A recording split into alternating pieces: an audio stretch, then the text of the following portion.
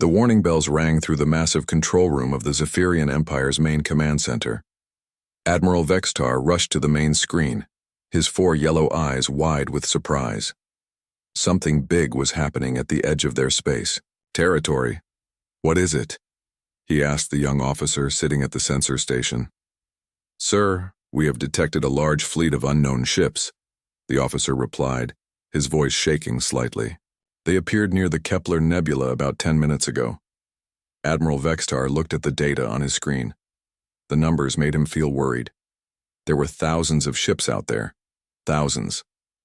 In all his years serving the Empire, he had never seen such a large fleet appear from nowhere. Show me the visual data, he ordered. The main screen changed to show the mysterious fleet. Vextar's mouth opened in shock. The ships looked nothing like anything he had ever seen before. They were big and heavy-looking, made of what appeared to be simple metal. Their design was rough and basic, like something a child might build with blocks. These ships look very old, said Commander Zalix, who had just arrived at the command center. Look at their engines. Are those fusion reactors? It appears so, replied the science officer. We have not seen fusion technology used for space travel in over 1,000 years. Most civilized species stopped using such primitive power sources long ago. Admiral Vextar felt confused. The Empire had ruled this part of the galaxy for 3,000 years. They knew every species, every planet, every fleet that existed in their territory. But these ships were completely unknown to them. Where did they come from, he asked. Unknown, sir. They just appeared on our sensors. No jump signatures, no warp trails. They seem to have traveled here using regular space flight. Regular space flight? Vextar could not believe it. That would take hundreds of years to travel between star systems. Yes, sir. Which makes this even more strange. The Admiral walked closer to the main screen. The unknown fleet was moving in perfect formation toward Empire space. Their movement was not random or confused. These ships knew exactly where they were going. Sir, called out the communications officer. High Chancellor Morden wants to speak with you right away. Admiral Vextar pressed a button on his control panel. The face of High Chancellor Morden appeared on a smaller screen. The Chancellor looked angry and worried. Admiral, what is this I hear about an unknown fleet in our territory? The Chancellor demanded. Sir, we have detected approximately 4,000 ships of unknown origin moving toward our space. Their technology appears to be very primitive, but their numbers are concerning. 4,000 ships? The Chancellor's scaled skin changed color, showing his shock. That is impossible. We monitor all space traffic in this sector. Where could such a large fleet come from? We do not know, sir. We are trying to identify them now. Try harder, the Chancellor ordered. I want answers within the hour, and prepare our defense fleets. I do not like surprises. The screen went dark. Admiral Vextar turned back to his crew. Everyone was working frantically at their stations trying to gather information about the mysterious visitors. Sir, called the communications officer again. We are picking up transmissions from the unknown fleet. Can you understand what they are saying? Not yet, sir. The language is completely unknown to us. It sounds very harsh and difficult to pronounce. Our computers are trying to find patterns in their speech. Admiral Vextar listened to the audio recording. The voices from the unknown ship sounded rough and aggressive. The words had many hard sounds that hurt his ears to hear. It was unlike any language in the Empire's vast database. Keep working on it, he ordered. What about their ship designs? Can our computers match them to any known species? No match is found, sir, replied the science officer. These ships appear to use technology we abandoned centuries ago, but there is something strange about them. What do you mean? Well, sir, even though their technology is old, their ships are built very well. The metal they use looks strong and thick. Their weapons appear to be simple kinetic projectiles, but they have many of them on each ship. Admiral Vextar studied the data more carefully. The unknown ships carried hundreds of small weapons that fired metal projectiles. This was ancient technology, but each ship had so many weapons that they could fire thousands of projectiles at once. Sir, said Commander Zalix, I am worried about something. What is it? These ships may look primitive, but look at how they are arranged. This is not the formation of lost travelers or merchants. This is a war fleet. Admiral Vextar looked at the formation again. Commander Xylix was right. The ships were arranged in perfect attack formation. Larger ships in the center, smaller ones spread out for scouting and protection. This was definitely a military fleet. "How long until they reach our territory border?" he asked. "At their current speed, about 6 hours, sir. Send out a patrol fleet to meet them. Use the standard first contact protocols, but be ready for trouble." "Yes, sir. Which ships should we send?" "Send the 3rd Patrol Fleet. That should be enough to handle any primitive species." Admiral Vextar watched as his orders were carried out. The 3rd Patrol Fleet consisted of 12 advanced Empire warships. Each one was more powerful than anything most species could imagine. Their shields could stop any known weapon, and their energy cannons could destroy entire cities. But as he watched the unknown fleet continue its steady approach, Admiral Vextar felt a strange worry in his stomach. Something about these mysterious ships bothered him. Maybe it was their huge numbers, or their perfect military formation, or the way they moved with such confidence toward Empire space. "Sir," said the communications officer, "our language computers have made some progress with their transmissions. What have you learned?" "They call themselves humans, sir, and they appear to be looking for something." "Looking for what?" "We are not sure yet, sir. But they keep using words that might mean home or new place to live." Admiral Vextar felt his worry grow stronger. A nomadic species with thousands of warships looking for a new home was exactly the kind of problem the Empire did not need.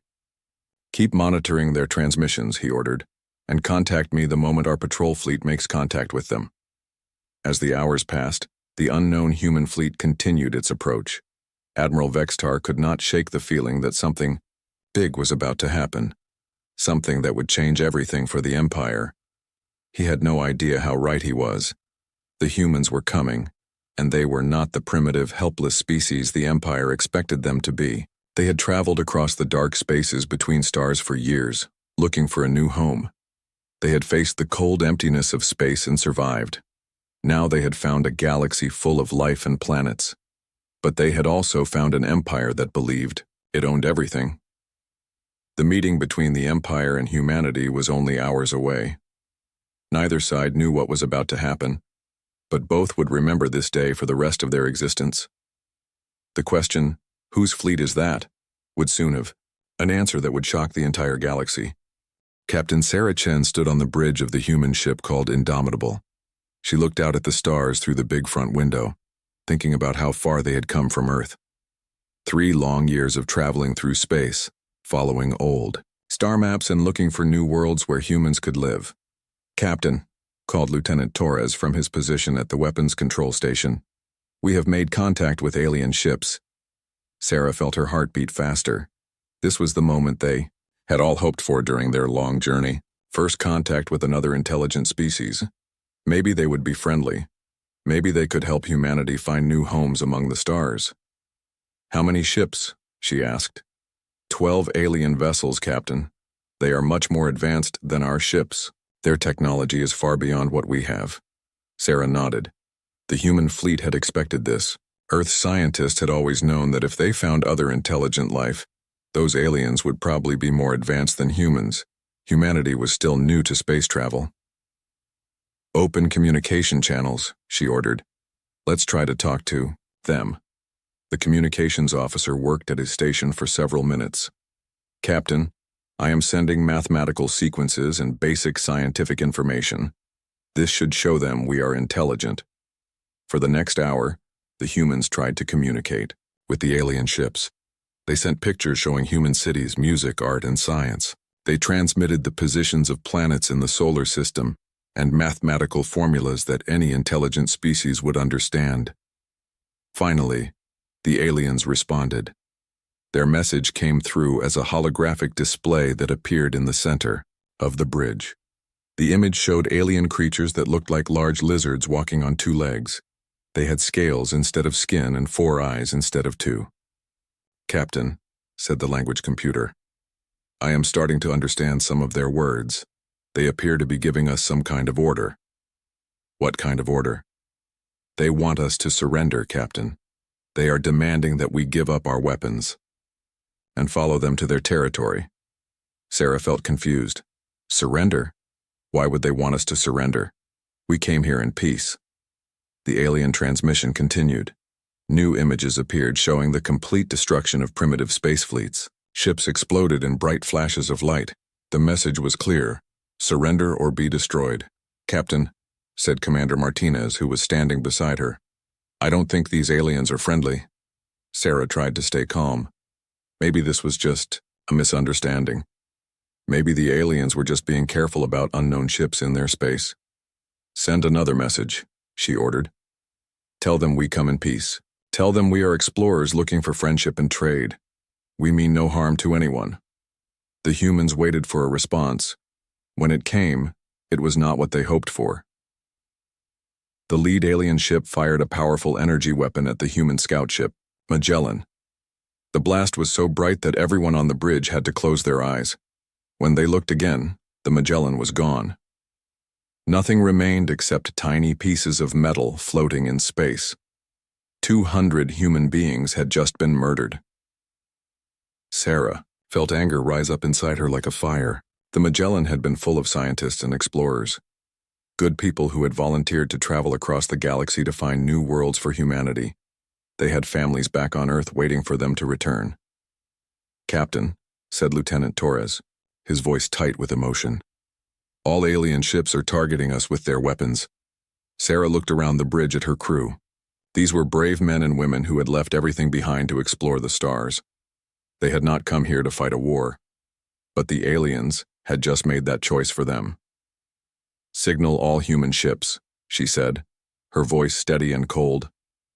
Operation Broken Arrow is now in effect. All ships prepare for combat. We will show these murderers what happens when they kill human explorers.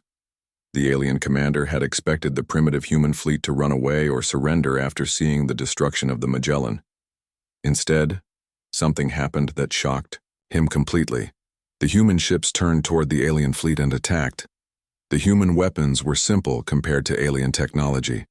They fired pieces of metal at very high speed, and they used nuclear explosives that were primitive by galactic standards. But the humans had many ships and they all attacked at the same time. The alien ships had powerful shields that could stop most weapons. But the humans fired so many projectiles that some of them got through. The nuclear explosives were weak compared to alien energy weapons, but they still caused damage when they hit.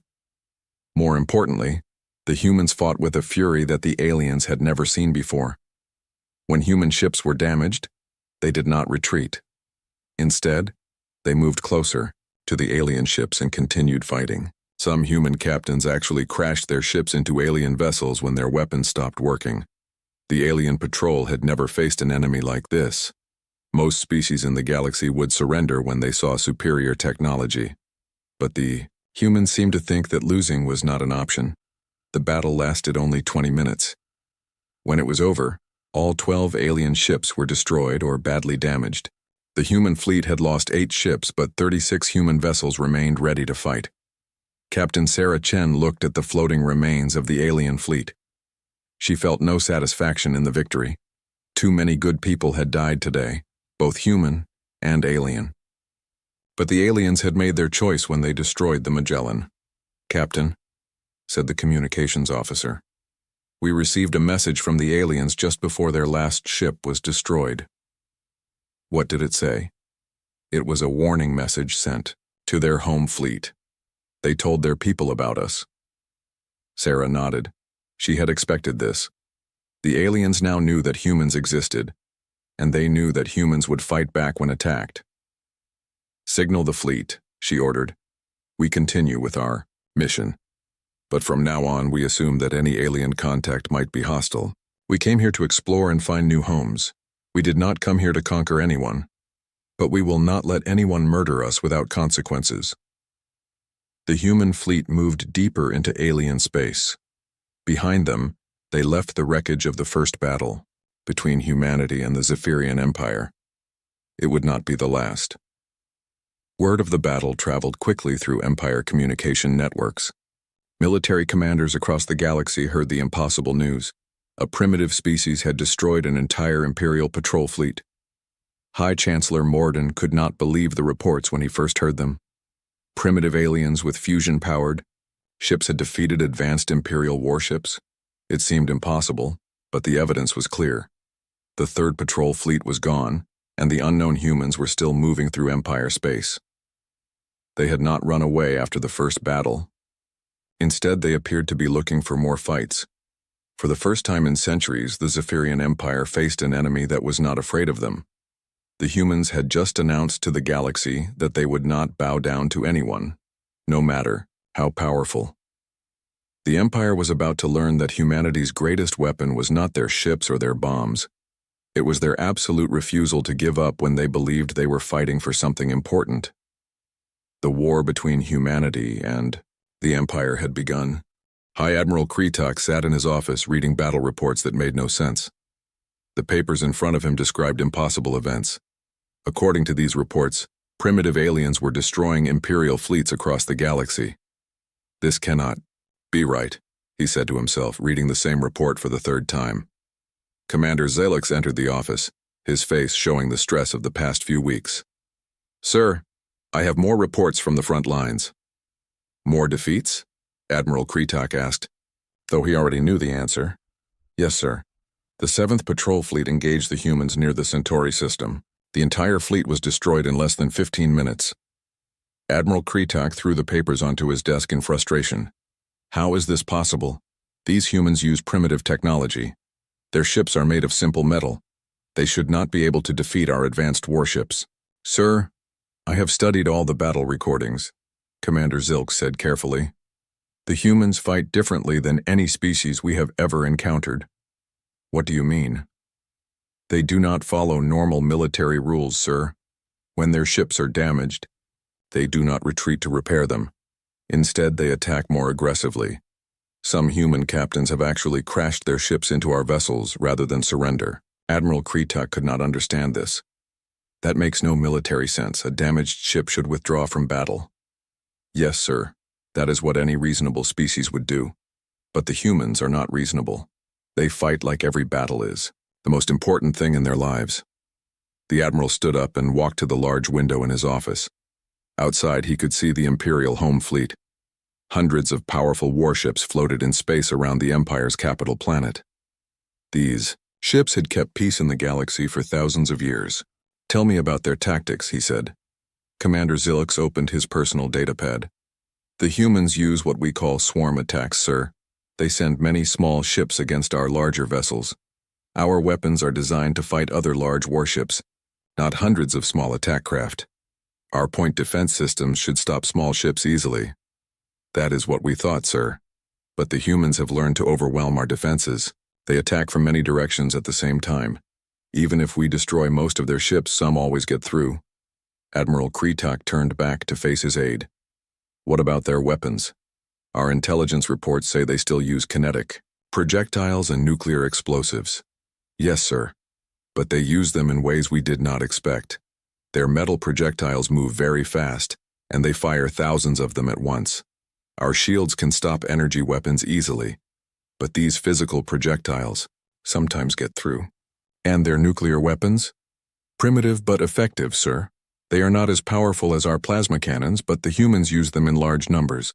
When 50 nuclear explosives hit the same shield at the same time, even our best defenses can fail." Admiral Kretok sat back down at his desk. "There must be something else. No primitive species should be able to defeat the Empire's military." Commander Zilix looked uncomfortable. "Sir, there is one more thing. The humans are learning from each battle." "What do you mean?" "Every time we fight them, they use new tactics. Intelligence reports show that they study our destroyed ships and learn how our technology works. They are adapting their weapons and strategies based on what they discover." Admiral Kretok felt a cold feeling in his stomach. "How fast are they learning?" "Very fast, sir. Technologies that took us thousands of years to develop, they seem to understand in just a few weeks. Their engineers are remarkably clever." This was the most disturbing news of all. The Empire had always depended on their technological advantage to defeat enemies. If the humans could learn Imperial technology quickly, that advantage would disappear. Sir, Commander Zilks continued, there is something else you should know. The human fleet is growing. Growing? How is that possible? They are far from their home territory. We believe other human colonies are sending ships to join the fight, sir. Long-range scouts report new human vessels arriving every day.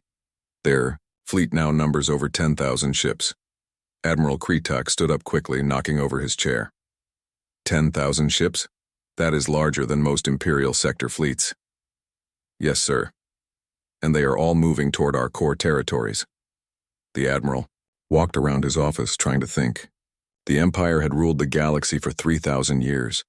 They had defeated hundreds of different species and conquered thousands of worlds. No enemy had ever posed a real threat to Imperial power. But these humans were different. They refused to surrender when they should. They learned new technology faster than anyone thought possible. And worst of all, they seemed to be united in their hatred of the Empire.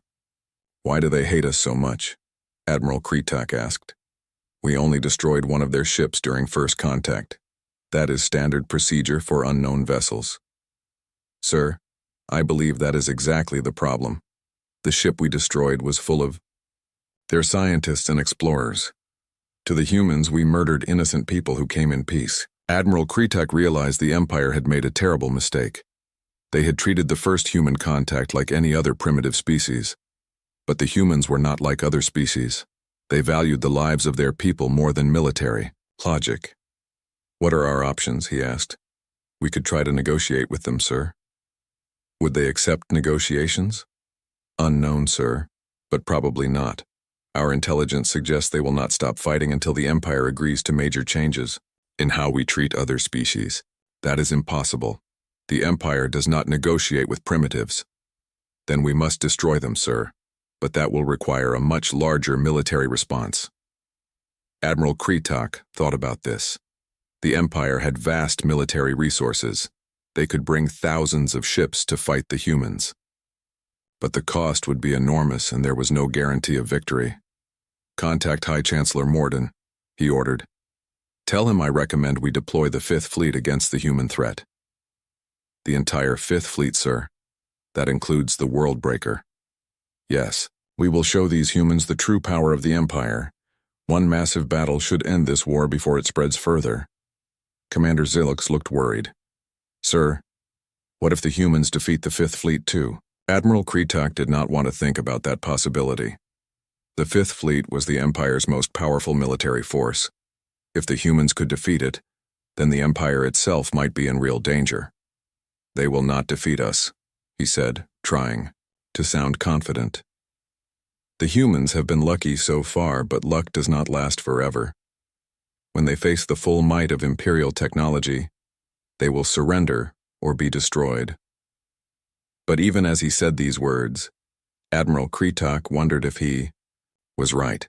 The humans had already done things that should have been impossible. Maybe they would find a way to do the impossible again. The orders went out across the Empire's communication network.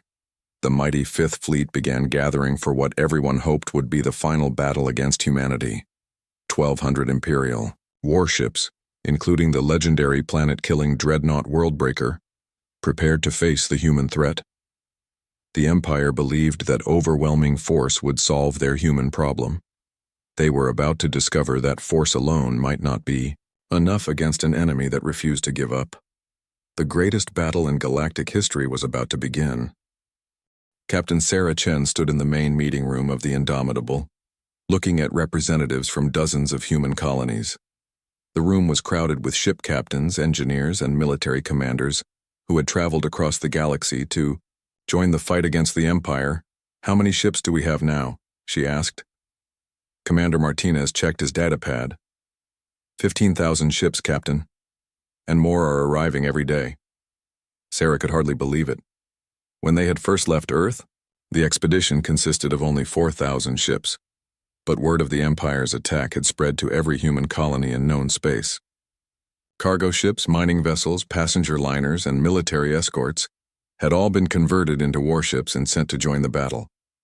What about the retrofits? She asked Chief Engineer Nakamura. Almost complete, Captain. We have successfully installed captured Imperial shield generators on most of our large ships. The weapon upgrades are also going well. This was humanity's secret advantage. While the Empire believed that primitive species could not understand advanced technology, human engineers had proven them wrong. Within weeks of capturing their first Imperial ship, human scientists had figured out how the alien shields and weapons worked. The energy weapons are the most difficult part, Engineer Nakamura continued. Imperial plasma cannons require power sources we do not have, but we have found a solution. What solution? We connect multiple fusion reactors together, Captain. It is not as efficient as Imperial zero-point energy, but it works. Our largest ships can now fire Imperial-level energy weapons. Sarah nodded. The human fleet was no longer the primitive force that had first encountered the Empire. They had become something new, a combination of human determination and Imperial technology. Captain, called out the communications officer, we are receiving a priority message from our long-range scouts. What is it? The Imperial Fifth Fleet has been spotted moving toward our position. Estimated arrival time is 18 hours. The key room became quiet. Everyone knew about the Imperial Fifth Fleet. It was the Empire's most powerful military force, led by the massive dreadnought Worldbreaker. Intelligence reports said the Worldbreaker was over 1 kilometer long and carried enough firepower to destroy entire planets. How many ships? Sarah asked. 1,200 vessels, Captain, including the Worldbreaker. Sarah looked around the room at the faces of her fellow humans. She saw worry in their eyes, but she also saw determination. These people had traveled across the galaxy to fight for humanity's freedom. They would not give up now. We are outnumbered, she said calmly. The Empire ships are more advanced than ours. By every military calculation, we should lose this battle. The room remained silent. Everyone knew she was telling the truth. But, Sarah continued, the Empire has made one critical mistake. They think this is just another military campaign. They think they can defeat us with superior technology and firepower. She walked to the center of the room. They do not understand what they are really fighting. This is not just about ships and weapons. This is about humanity's right to exist as free people in this galaxy. Commander Martinez stood up. What are your orders, Captain? Sarah looked at the tactical display showing the positions of both fleets. The Imperial force was impressive, but it was also traditional. They would attack in standard formation, expecting the humans to either surrender or be quickly defeated. We are going to do something the Empire does not expect, she said. We are going to attack them. Attack? Asked one of the colony captains. But Captain, they have the Worldbreaker. That ship alone could destroy half our fleet. Yes, it could, Sarah agreed. If we fight the way the Empire expects us to fight. But we are not going to do that. She activated the holographic tactical display in the center of the room. The image showed both fleets and the space around them. The Empire always fights the same way, she explained. They form up in battle lines and use their superior firepower to defeat enemies. It has worked for them for thousands of years. What are you suggesting? Asked Chief Engineer Nakamura. We divide our fleet into small groups and attack from multiple directions at the same time. The Empire ships are designed to fight other large warships in organized battles. They are not prepared for chaos. Commander Martinez studied the tactical plan. It could work, but we would take heavy losses. Yes, we would, Sarah admitted. Many of us will not survive this battle, but if we can defeat the Fifth Fleet, the Empire will be forced to negotiate. No other Imperial force is powerful enough to challenge us. The room was quiet for a long moment. Everyone understood what she was asking. This would be a desperate battle with a high cost in human lives. Captain, said one of the mining ship captains, my crew did not sign up to be soldiers. We came here to fight for our families and our freedom. If you think this plan will work, we will follow you. One by one, the other captains agreed. Cargo haulers, passenger ships, mining vessels, and military escorts all committed to the battle plan. 15,000 human ships would face 1,200 Imperial warships in the largest space battle in galactic history. Signal all ships, Sarah ordered. Begin battle preparations. In 18 hours we will show the Empire that humanity cannot be conquered. The next few hours were busy with final preparations. Human engineers worked frantically to complete weapon upgrades and shield installations. Crews practiced attack formations and reviewed battle plans. Medical teams prepared for the wounded. Captain Sarah Chen spent the time visiting different ships in the fleet. She talked to crews, answered questions, and tried to give encouragement to people who were far from home and facing a terrible battle. On every ship she visited, she saw the same thing: humans who were afraid, but determined to fight. Farmers who had become gunners, shopkeepers who had become pilots, teachers who had become soldiers. All of them united by the knowledge that they were fighting for something more important than their own lives. "Captain," said Lieutenant Torres, as she returned to the Indomitable, "the Imperial fleet will be here in 2 hours." Sarah looked out at the human fleet surrounding her ship. 15,000 vessels of every size and type, all crewed by volunteers who had chosen to fight for humanity's freedom. "Signal all ships," she ordered. "This is Captain Chen. In 2 hours we face the Imperial Fifth Fleet. They believe they can defeat us because their ships are more advanced and their weapons are more powerful." She paused, thinking about the Magellan and the 200 people who had died during first contact. But they are wrong. We do not fight for conquest or glory. We fight because the Empire tried to make us kneel.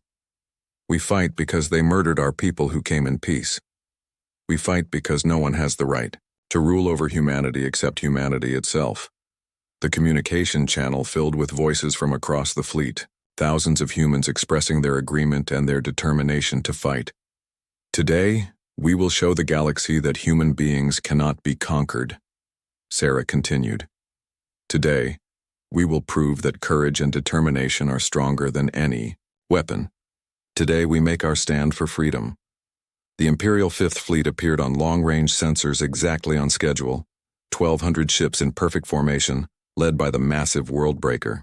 They approached the human fleet with confidence, expecting an easy victory over primitive aliens. They had no idea that they were about to face something completely new in galactic warfare. An entire species that would rather die fighting than live as slaves. The battle that would change the galaxy forever was about to begin. The battle lasted 18 hours. When the smoke cleared and the debris stopped floating through space, only one ship remained operational near the dying star where the two fleets had met. The battered human flagship Indomitable drifted slowly. Among the wreckage of the greatest space battle in galactic history, Captain Sarah Chen sat in her damaged command chair, looking out at the destruction around them. Pieces of both human and Imperial ships floated everywhere. The massive Worldbreaker, the Empire's most powerful ship, hung dark and silent with its hull broken in dozens of places. "Damage report," she said quietly. "Heavy casualties across the fleet, Captain," Lieutenant Torres replied, his voice tired and sad. "We lost over 8,000 ships. That means more than 2 million people." Sarah closed her eyes for a moment. 2 million brave humans who had died fighting for their freedom. Families who would never see their loved ones return home. Children who would grow up without parents. What about the Imperial fleet? "Complete destruction, Captain. No Imperial ships survived the battle. We estimate their losses at over 3 million personnel." Sarah felt no joy in the victory. Too many people had died on both sides. But the sacrifice had not been meaningless. The Empire's most powerful fleet was gone, and with it, their ability to threaten humanity. "Captain," called the communications officer, "we are receiving messages from across the galaxy. Word of our victory is spreading." "What kind of messages?" "Congratulations from human colonies, sir. But also something else. We are getting communications from other alien species. Species that have been conquered by the Empire." Sarah looked up with interest. "What are they saying?" "They want to know if the reports are true. They want to know if someone has really defeated the Imperial Fifth Fleet." For 3,000 years, the Zephyrian Empire had ruled the galaxy through fear and superior technology. Hundreds of species had been conquered and forced to serve imperial interests. But now, for the first time, someone had proven that the Empire could be defeated. Signal all human ships, Sarah ordered. We are going home. We have done what we came here to do. But even as the human fleet began its journey back to human space, changes were already happening across the galaxy. On 100 different worlds, conquered species began to whisper about the humans who had destroyed the mighty Fifth Fleet. Rebellion movements that had been hidden for centuries began to plan their uprising. 6 months later, representatives from dozens of species gathered at the neutral space station called Harmony Point. The meeting had been arranged by the Galactic Council, an organization that had existed for centuries but had never been powerful enough to challenge the Empire. Sarah, Chen, now promoted to Admiral, sat across the negotiating table from High Chancellor Morden of the Zephyrian Empire. The proud alien leader who had once ruled most of the galaxy now looked old and defeated. The terms are simple and non-negotiable, Admiral Chen said clearly. All species conquered by the Empire will be given the choice of independence. The Imperial military will be reduced by 70%, and any future acts of aggression will be met with immediate response from the human fleet. High Chancellor Morden's hands shook as he looked at the treaty documents. Around the station, representatives of species that had lived under Imperial rule for centuries watched in amazement as their oppressors were finally brought down. You do not understand, Morden said desperately. The Empire has maintained order in this galaxy for millennia. Without Imperial control, there will be chaos and war between species. Maybe, Admiral Chen replied. But that will be their choice to make. Freedom includes the right to make mistakes. The Chancellor signed the treaty with a trembling hand. The Zephyrian Empire, which had once controlled thousands of worlds, was officially reduced to a small collection of their original home planets. But more important than the military defeat was what humanity had proven to the galaxy. They had shown that no matter how advanced or powerful a civilization became, they could still be defeated by people who refused to give up their freedom.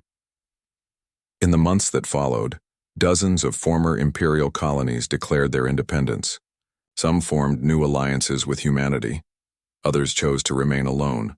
A few even tried to rebuild the old empire, but they found little support from species that had tasted freedom. The galaxy was becoming a very different place. Admiral Chen stood in her office aboard the new human flagship, looking out at the busy space around Earth's orbital stations. Human ships came and went constantly, carrying trade goods, colonists, and diplomatic messages to dozens of different worlds. Admiral, said her aide, the Galactic Council wants to offer you the position of Supreme Commander of their peacekeeping forces. Sarah smiled. Tell them I am honored, but humanity did not fight for the right to rule others. We fought for the right to be left alone. What should I tell them? Tell them that humans will help maintain peace in the galaxy, but only as equals among equals. No one species should have the power the Empire once held. The aide nodded and left to send the message. Sarah turned back to look at the stars. Somewhere out there, on 1,000 different worlds, people were living free lives because humans had been willing to fight for their freedom. The Empire had asked, "Whose fleet is that?" when humanity first appeared in their space. Now, everyone in the galaxy knew the answer. It belonged to a species that would never again allow bullies to control the stars. But the most important lesson was not about military power or advanced technology. It was about the human spirit, the refusal to surrender when fighting for something important, the willingness to sacrifice for others, and the determination to remain free no matter what the cost. Years later, children of many different species would learn in school about the day the humans came.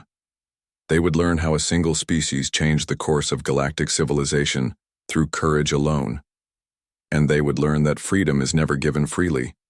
It must always be earned and protected. On Earth, monuments were built to honor the millions of humans who had died in the war against the Empire. Their names were carved in stone and metal, ensuring that future generations would remember their sacrifice. But perhaps the greatest monument to their memory was the galaxy itself, a place where hundreds of species now lived as free peoples, no longer afraid of imperial oppression. The human fleet still patrolled the spaceways, watching for threats to galactic peace. But now they were not alone. Ships from dozens of different species flew alongside them, all united in the determination to prevent any single power from dominating the galaxy again. The Empire's question had been answered, and the answer had changed everything. The fleet belonged to humanity, but the freedom it had won belonged to everyone. Admiral Sarah Chen often thought about the crew of the Magellan, the first humans to die in the war against the Empire. They had been explorers and scientists, people who dreamed of finding new worlds and making friends among the stars. In a way, their dream had come true. Humanity had found new worlds and made friends across the galaxy. It had just taken a war to make it happen. But that was often how freedom worked. It was not given as a gift. It had to be won through struggle and sacrifice. And once won, it had to be protected by people willing to fight for it again if necessary. The galaxy was free, and humanity would make sure it stayed that way. That was the promise they had made to all the people who had died for freedom, and it was a promise they intended to keep. The stars themselves seemed brighter now, shining down on a galaxy where every species had the right to choose their own destiny. And among those stars, human ships continued their eternal patrol, making sure that the light of freedom would never be extinguished again.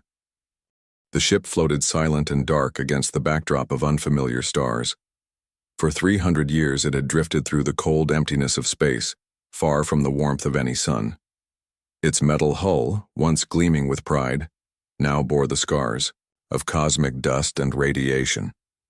Yet despite its aged appearance, there was something menacing about its shape, angular and predatory, like a weapon waiting to be used.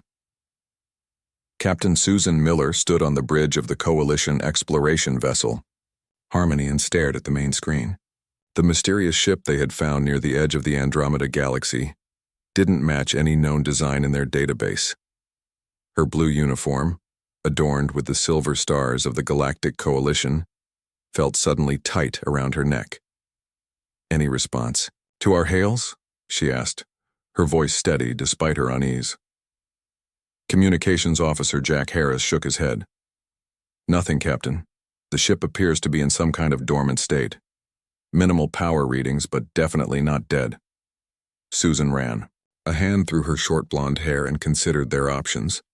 Coalition protocol was clear. Unknown vessels were to be approached with extreme caution, especially those with apparent military design. But something about this ship called to her curiosity. It seemed familiar somehow. "Prepare a boarding team," she decided. "I want our top scientist on this. Full containment protocols." Across the room, Science Officer Ethan Pierce looked up from his station with excitement lighting his dark eyes. "Captain, I'm detecting something unusual about the ship's hull composition. It's unlike any material we've documented before." Susan nodded. "You'll head the team, Pierce. Take Grant with you." 30 minutes later, Ethan Pierce and Olivia Grant floated through the vacuum between the ships. Their environmental suits glowed faintly against the darkness, the only light besides the distant stars and the dim emergency lamps of their shuttle. As they approached the mysterious vessel, its true size became apparent, nearly twice as large as their own ship, with what appeared to be weapon mounts along its flanks. "I'm detecting an entry point," Olivia said, her voice calm and professional despite the circumstances. Her brown hair was pulled back in a tight bun beneath her helmet, her movements precise as she checked her equipment. "Looks like some kind of airlock on the port side." They maneuvered toward it, finding the outer door partially open, as if waiting for them. Their helmet lights illuminated the faded lettering beside the airlock. "EDF Vengeance." "Earth Defense Force?" Ethan whispered, his heart suddenly pounding. "That's impossible." Earth was a near mythical place in Coalition records, the birthplace of humans who had vanished from galactic affairs centuries ago. According to official history, they had destroyed themselves in some cataclysmic war. But if this ship was truly of human origin, the airlock cycled with surprising ease, as if the ship recognized their presence. Inside, emergency lighting flickered, on automatically, illuminating a corridor that stretched before them. The air was stale but breathable according to their instruments. "We should keep our suits on," Olivia cautioned, but Ethan was already moving forward, drawn by the impossible discovery. The interior of the ship was a marvel of engineering. Despite its age, everything appeared functional, merely dormant.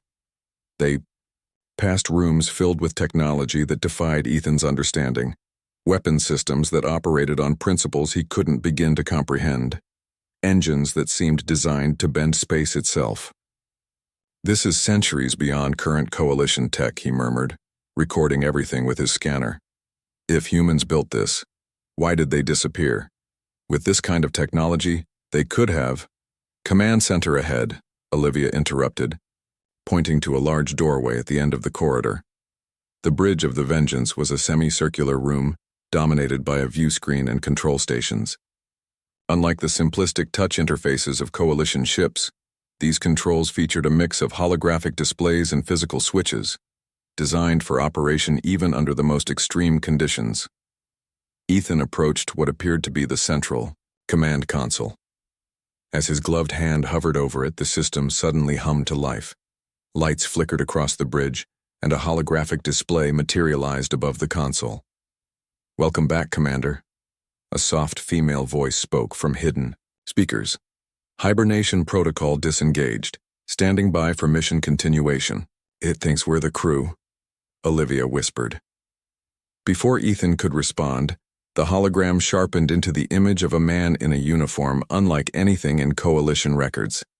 His face was solemn, his eyes haunted by something neither scientist could understand. "This is Admiral Alan West of the Earth Defense Force. If you are viewing this message, you are among the chosen few entrusted with humanity's last hope. The Vengeance carries within it the seeds of our vengeance and our rebirth. Earth has fallen, but humanity will rise again among the stars." The message flickered, and both scientists stood frozen in shock. Their communicators suddenly crackled, with Captain Miller's urgent voice. "Pierce Grant, return immediately. Coalition Command has designated your discovery as Threat Level Alpha. Containment protocols are being implemented." That's a direct order, but it was too late. Deep within the ship, in a chamber they hadn't yet discovered, cryogenic systems began their warming cycle. Status lights changed from red to amber on life support pods that had maintained their precious cargo across the centuries. In one pod, frost melted from a viewport, revealing the peaceful face of a woman, Lieutenant Commander Alice Warren, whose last memories were of Earth's burning skies and the desperate launch of humanity's final hope. Her eyelids flickered as consciousness began to return. On the bridge, the hologram continued its message to the increasingly alarmed scientists. "The Coalition believes they have eliminated the human threat. They believe Earth's destruction was complete. They are wrong. We are the Vengeance, and we carry humanity's future among the stars." As Ethan and Olivia backed toward the airlock, sensors throughout the ship continued to activate, systems awakening after centuries of sleep. The Vengeance had found what it was waiting for: contact with the ones who had thought humanity defeated. The game of survival was about to begin again. Cold. That was Alice Warren's first thought as her mind crawled back to consciousness. Cold, then confusion, then fear.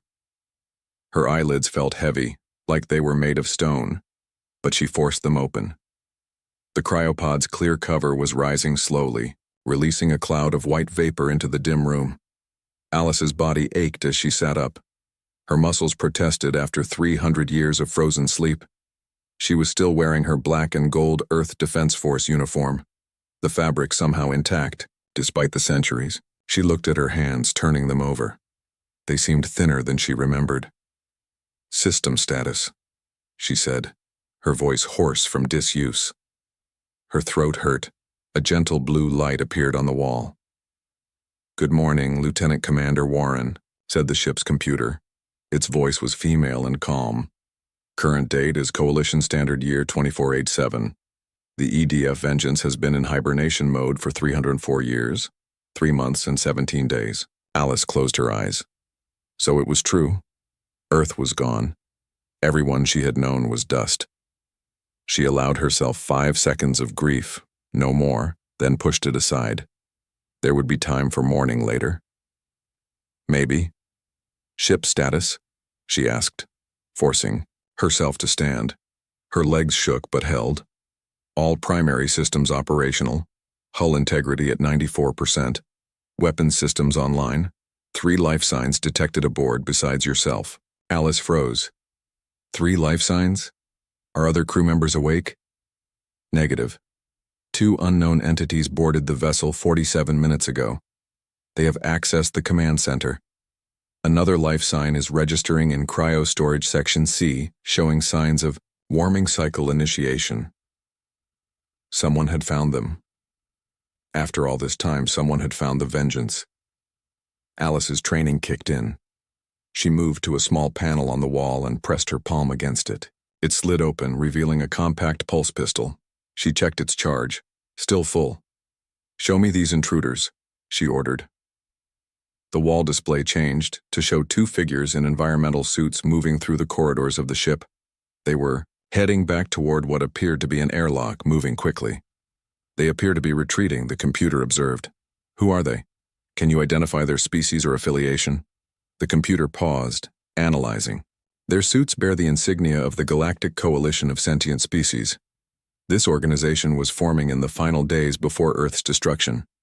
Current database suggests it now controls approximately 70% of known space." Alice remembered the briefings from before the launch. The Coalition, a group of alien races who had watched Earth's destruction from a safe distance, who had offered no help when the attack came. Her hand tightened on the pistol. "And the other life sign? Cryopod 47 is beginning automatic revival. Sequence. Occupant, Lieutenant Kevin Murphy, weapons specialist." At least she wouldn't be alone. Alice began moving through the ship toward the command center, her steps becoming steadier as she walked. The Vengeance felt like home, the only home she had left. The corridors were lit by emergency lighting, casting long shadows. Alice ran her hand along the metal wall, feeling the faint vibration of systems coming back online. The ship was waking up just like her. When she reached the command center, the intruders were gone. But they had left something behind. Their fear. Alice could almost smell it in the air. They had seen something that scared them. Good. She sat in the captain's chair and began accessing the ship's logs. Most were corrupted or deleted, a security measure programmed before launch. But fragments remained, enough to remind her of their mission. Earth had been attacked not by natural disaster but by deliberate action. The evidence had pointed to elements within the newly formed coalition. Earth's rapid advancement had frightened them. Humans were expanding too quickly, developing technologies that made the older races nervous. So they had acted first. The Vengeance was one of 7 ships sent out as Earth burned. Each carried the seeds of humanity's survival, genetic samples, cultural records, advanced technology, and each carried the evidence of what had been done to Earth. They were to hide, to survive, to rebuild, and when the time was right, to return and demand justice. Alice was reviewing the weapon systems when the door to the command center slid open. Kevin Murphy stood there, still in his medical gown, his red hair wild around his pale face. "Commander." "Warren," he said, relief clear in his voice. "It worked. We made it." Alice nodded. "Part of us did." Kevin moved to one of the control stations, his trained eyes scanning the displays. "We've been found," he said. It wasn't a question. Yes. Something called the Galactic Coalition. 2 of their people were just here. Kevin's face hardened. "The Coalition? They're the ones who—" "We don't know that for certain," Alice cut him off. "It's been over 300 years. Things change." "Some things don't," Kevin replied, but he focused on his work. "Weapons are at full capacity. The new systems were never tested in combat, but simulations showed they would be effective." Alice stood and moved to the main viewport. Outside, she could see another ship, clearly the one the intruders had come from. It was smaller than the Vengeance, with sleek lines and what appeared to be scientific rather than military design. "Wake up Frank and Laura," she decided. "We need engineering and medical online. Then we'll decide how to proceed." As Kevin left to assist with the revival of their other crew members, Alice studied the coalition ship. She felt no desire to destroy. Not yet. First, she needed information. Who were these people? What had happened to the coalition in the centuries they had slept? And most importantly, did they know what had been done to Earth? The ship's computer interrupted her thoughts. Commander, the coalition vessel is transmitting a wideband message. It appears to be a distress call. Alice smiled slightly. Let's hear it. Attention, unknown vessel. A woman's voice came through, tight with controlled fear. This is Captain Susan Miller of the CSS Harmony. We are a peaceful exploration vessel. Please respond. Alice took a deep breath. The first contact between humanity and the coalition in 3 centuries. What she said next would set the course for everything that followed. This is Lieutenant Commander Alice Warren of the Earth Defense Force vessel Vengeance, she replied, her voice steady. And we have been waiting a very long time for this moment. Silence filled the bridge of the CSS Harmony as Captain Susan Miller stared at the communication screen. The woman who had just spoken had pale skin, sharp green eyes, and wore a uniform with insignia Susan had never seen before. But the words, Earth Defense Force, echoed in her mind like a warning bell. Earth? Susan repeated, looking at her communications officer with wide eyes. That's not possible. But the woman on the screen continued speaking, her voice steady and clear. We request information about the current state of the coalition and its relationship with Earth colonies. Our records are outdated. Susan didn't know how to respond. According to all official records, Earth had destroyed itself centuries ago. There were no Earth colonies. There were no humans in positions of power within the coalition. The few that existed lived on isolated worlds or worked in the lower levels of coalition society. Before she could formulate a response, her second communication officer spoke up. Captain, we're receiving a priority message from Coalition Command. Admiral Walsh is demanding an immediate report. Susan nodded. Put him through on the secondary channel. To the human woman, she said, Please stand by, Commander Warren. We need to consult with our superiors about this unexpected contact. The stern face of Admiral Peter Walsh appeared on a smaller screen. His gray skin and 4 eyes marked him as a member of the Valden species, one of the founding races of the coalition. Captain Miller, explain why you've activated a Class 1 alert, he demanded without preamble. Sir, we've made contact with what appears to be an Earth vessel. The ship identifies as EDF Vengeance and Earth vessel? Walsh interrupted, his upper eyes narrowing while his lower ones widened, a sign of extreme alarm in Valden's. That's impossible. There are no Earth military vessels. Earth was destroyed centuries ago. Nevertheless, Admiral, we have visual confirmation of human life forms aboard. They claim to have been in some kind of hibernation for over 300 years. Walsh was silent for a moment, the scales on his face shifting color slightly. Maintain distance. Do not allow them to leave. I'm dispatching the battlecruiser Dominance to your location. This matter requires special handling. Susan felt a chill at his words. Sir, they haven't shown any hostility. Shouldn't we attempt diplomatic? That will be all, Captain. Walsh cut her off. Contain the situation until reinforcements arrive. That is a direct order. The Admiral's image vanished, leaving Susan with an uneasy feeling. She turned back to the main screen where Commander Warren waited, her face unreadable. I apologize for the delay, Susan said carefully. Our leadership has been informed of your presence and is sending representatives to meet with you properly. In the meantime, perhaps you could tell me more about your vessel and its purpose? On the bridge of the Vengeance, Alice Warren knew evasion when she heard it. The coalition captain's words were polite, but her eyes told a different story: fear, confusion, and something like guilt. Behind Alice, Kevin Murphy worked at the weapons console, while their newly awakened crew members took their stations. Chief Engineer Frank Rodriguez, a stocky man with dark eyes and quick hands, monitored the ship's systems. Ship Doctor Laura Peterson, tall and composed, reviewed the medical data from their long sleep. They're stalling, Kevin said quietly. And I'm detecting power signatures consistent with weapon charging on their ship. Alice nodded slightly. Dr. Peterson, what's your assessment of the coalition, Captain? Laura studied the image on screen. Micro-expressions indicate deception and anxiety. She's hiding something significant. Frank, how's our stealth system? Alice asked without taking her eyes off the screen. Fully operational, Commander. They can see us now because we allow it. We can disappear whenever you give the order. Alice made her decision.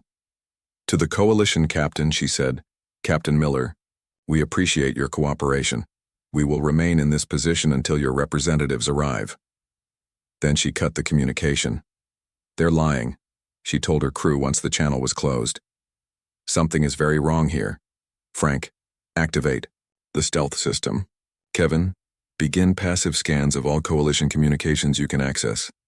Laura, continue the revival process for the rest of the essential crew.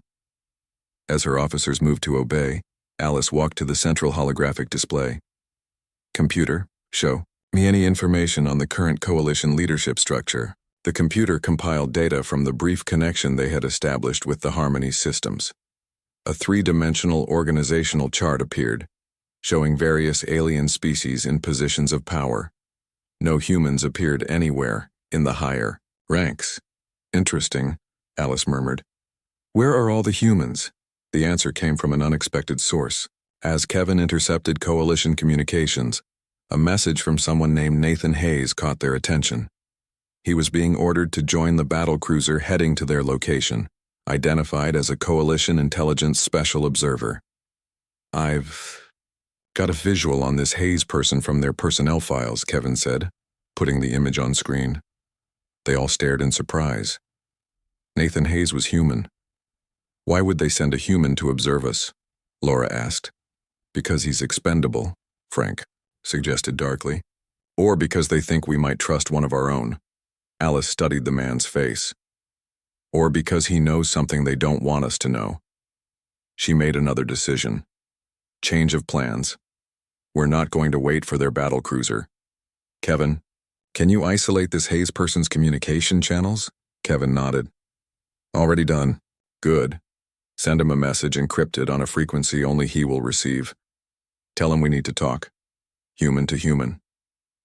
As the Vengeance disappeared from the Harmony sensors, causing panic on the Coalition ship, Nathan Hayes received an unexpected message on his private communicator. He was in his quarters preparing to board a shuttle to the Dominance when the message appeared. Agent Hayes, you are not the only human who remembers Earth's true history. We need to meet. Come alone or don't come at all. Coordinates attached. Nathan stared at the message, his heart racing. For 10 years he had worked within Coalition intelligence, searching for proof of what he had always suspected, that the official story of Earth's destruction was a lie. Now possibly the proof had found him. He quickly deleted the message from his device but memorized the coordinates.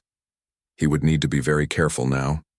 If what he suspected was true, then the arrival of this human warship was about to change everything in the galaxy, and the Coalition was not going to like it one bit.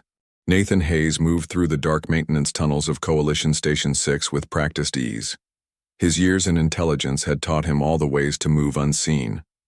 The small shuttle bay at the end of this tunnel was rarely used. Perfect. For a meeting no one was supposed to know about. He checked his pulse gun, making sure it was charged. He wasn't sure if he would need it, but meeting representatives from a mysterious human warship warranted caution. When he reached the shuttle bay, it appeared empty, until the air shimmered and a small craft appeared where nothing had been before. The craft's hatch opened, revealing a woman in a black and gold uniform. She stood alone, her posture military, straight, her eyes alert. Agent Hayes, she said. I'm Lieutenant Commander Alice Warren of the Earth Defense Force. Thank you for coming.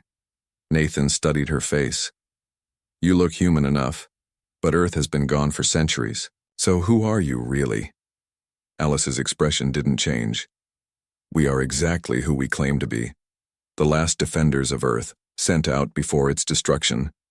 We've been in cryo-sleep for over 300 years. Prove it, Nathan challenged. Alice reached slowly into her pocket and removed a small metal disc. She placed it on the ground between them and stepped back. The disc projected a hologram, a three-dimensional image of Earth as it once was, blue and green and beautiful. Then the image changed, showing the planet surrounded by strange ships.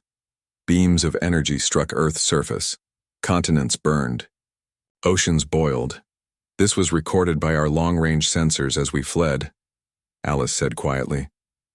The official coalition history says Earth destroyed itself in civil war. Is that what you were taught? Nathan nodded, his throat tight. That's the official story. But I've found inconsistencies. Records that don't match. Sealed files going back centuries. We have more than inconsistencies, Alice said. We have proof. The Vengeance was a last-ditch effort. 7 ships, sent in different directions, carrying everything we could save. Our history, our science, our DNA, and evidence of who really destroyed Earth. Who? Nathan asked, though part of him already knew the answer. A faction within the early coalition.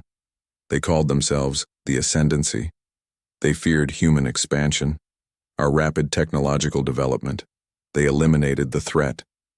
Nathan had suspected something like this for years, but hearing it confirmed made his stomach turn. If what you're saying is true, why reveal yourselves now? Why not stay hidden? We didn't choose to be found, Alice replied. But now that we have been, decisions must be made. The coalition is sending a battle cruiser to destroy us. Admiral Walsh seems particularly eager to eliminate any evidence of our existence. Walsh, Nathan said darkly. He's Ascendancy. I've suspected it for years but could never prove it. His family has been in coalition leadership since the beginning. Alice nodded. We need your help, Agent Hayes, not just for our survival, but for justice. What happened to Earth cannot go unanswered. Nathan made his decision. I'll help you, but not for revenge, for the truth. Back on the Vengeance, Alice introduced Nathan to her crew. They had revived 20 more personnel from cryosleep, enough to operate the ship's essential systems. Kevin Murphy showed Nathan their weapons capabilities, which left the agent speechless. This technology is centuries ahead of anything the Coalition has now, Nathan said. How did Earth develop this? Necessity, Frank Rodriguez answered as he calibrated the engines. When we detected the Ascendancy fleet heading toward Earth, we had months to prepare. Every scientist, every engineer worked around the clock. We knew we couldn't save everyone, but we could ensure humanity survived. In the ship's data center, Laura Peterson showed Nathan the evidence they had collected before Earth's destruction. Communications between Ascendancy members, fleet movements, weapons tests. The conspiracy had been vast, involving leaders from multiple alien species who feared human potential. The Ascendancy still exists, Nathan told them. They're a secret organization within coalition leadership. They've shaped policy for centuries. Humans are kept in lower positions, our history controlled. We're told we're violent, unstable, that we destroyed ourselves. Alice's face hardened. And Walsh is preparing to destroy us, just like they destroyed Earth. Yes, Nathan confirmed. The Dominance will arrive in less than 12 hours. It's the most powerful ship in the Coalition fleet. Kevin smiled slightly. It won't be enough. Nathan looked at the weapons officer. You can't be thinking of fighting the entire Coalition. Even with your advanced technology, they have thousands of ships. We don't want to fight, Alice said. We want justice, and for that we need the truth to be known. She led Nathan to a secure room deep within the ship. Inside was a simple pedestal with what looked like a data crystal. This contains everything, she explained. Not just evidence of Earth's destruction, but the location of the other 6 ships. We've been trying to contact them since we awoke. 2 have responded already. Nathan's eyes widened. There are more ships like the Vengeance? Yes. All with the same mission: survive, gather strength, and return when the time is right.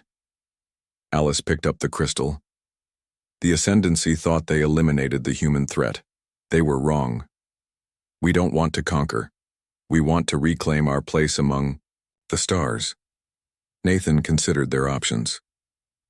Walsh will never let the truth come out. He'll destroy this ship and anyone who speaks about it. Then we don't give him the chance, Alice decided. We broadcast the truth to every Coalition world simultaneously. We show them what really happened to Earth. Frank nodded. The ship's communication array can bypass coalition security. We can broadcast directly to every coalition communication device. It would cause chaos, Nathan warned. It would cause justice, Alice countered. The coalition was founded on a lie. Its people deserve to know the truth.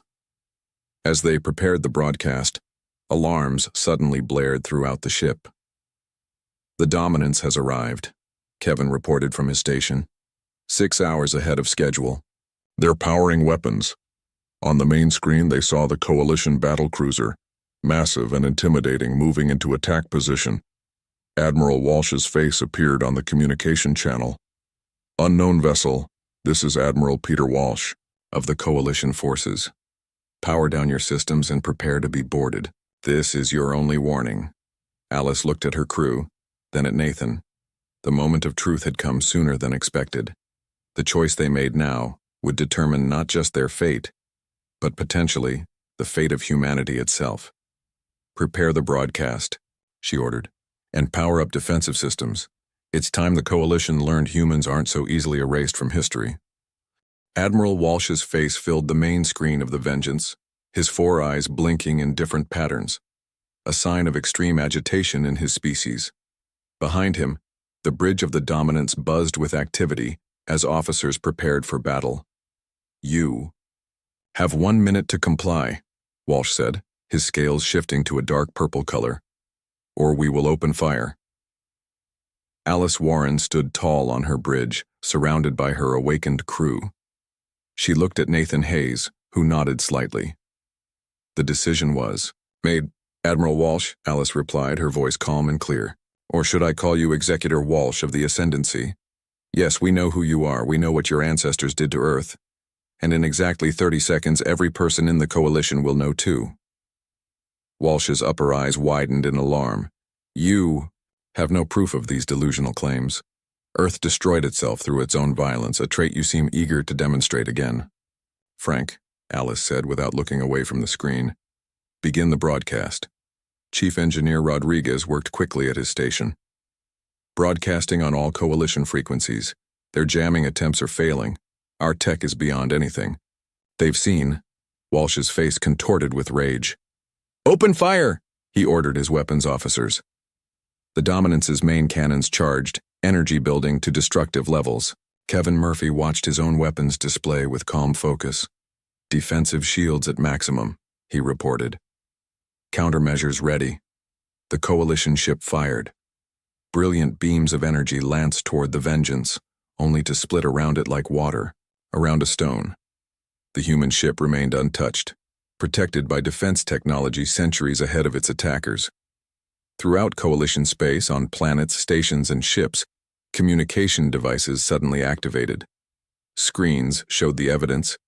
The Vengeance had carried for 300 years, the true history of Earth's destruction. The conspiracy laid bare for all to see. Alice's voice accompanied the images. People of the coalition, I am Lieutenant Commander Alice Warren of Earth. What you are seeing is the truth your leaders have hidden for centuries. Earth did not destroy itself. It was targeted for elimination by a secret organization within your coalition, the Ascendancy. They feared human potential and decided to erase us from history. They failed. On the Dominance, crew members stopped following orders as they watched the broadcast on their own screens. Some looked at their Valden admiral with new understanding and horror. Walsh screamed at his weapons officer, "Fire again! Destroy that ship!" But the officer hesitated, looking at the evidence playing before his eyes. "Sir, is this true?" Walsh drew his sidearm and aimed it at the officer. "I gave you an order." Before he could fire, Nathan Hayes, who had returned secretly to the coalition ship during the confusion, stepped onto the bridge. "That's enough, Admiral. Your secret is out." Walsh turned, his weapon now aimed at Nathan. "Hayes, I should have known you were a traitor to the coalition." "Not to the coalition," Nathan replied steadily. "To the Ascendancy. There's a difference, one that's becoming very clear to everyone now." Throughout the fleet, ships were receiving the broadcast. On the CSS Harmony, Captain Susan Miller watched with growing understanding. She opened a channel to other coalition captains. "Stand down," she ordered. "No one fires on the human vessel." On the Vengeance, Laura Peterson monitored coalition communications. "It's working," she told Alice. "Ships across the fleet are questioning orders. Some are actively protecting us from the dominance." Alice nodded, relief and vindication in her eyes. "And the other human ships?" "The Aurora and the Phoenix have both confirmed receipt of our signal," Laura replied. "They're en route to our position, estimated arrival within 2 days." On the Dominance's bridge, chaos reigned. Several officers now stood with Nathan, weapons drawn against their own admiral. Walsh looked around wildly, seeing his control slip away with each passing second. "You don't understand," he hissed. "Humans are dangerous. Your advancement threatened the stability of the entire galaxy. The Ascendancy protected everyone. By committing genocide?" Nathan asked. "That's not protection, that's fear." Walsh lunged toward the weapons control, desperate to fire manually, but several officers tackled him to the ground. The Admiral's reign, like the Ascendancy's secret control, was ending. Back on the Vengeance, Alice watched as more coalition ships arrived, not to attack but to protect. The broadcast had done more than expose a conspiracy. It had awakened the conscience of a civilization built on lies. "Commander," Frank called from his station, "we're receiving messages from dozens of worlds. There are humans out there, descendants of refugees who escaped before the destruction. Small colonies hidden away for centuries. They're coming out of hiding." Alice felt something she had not allowed herself to feel since awakening. Hope. Earth was gone, but humanity had survived, scattered, hidden, but alive. Nathan's voice came through the communication channel. "Commander Warren, the Dominance is secure. Admiral Walsh and known Ascendancy members are being detained. Captain Miller is coordinating with other coalition ships. They're requesting a meeting, not as enemies, but as people looking for a new beginning." Alice looked around at her crew, the last direct survivors of Earth, awakened into a future they had never expected to find. "Tell them we accept." 3 days later, representatives from across the coalition gathered on a neutral station. Alice Warren stood before them, no longer just the commander of a warship, but the voice of a people thought lost to history.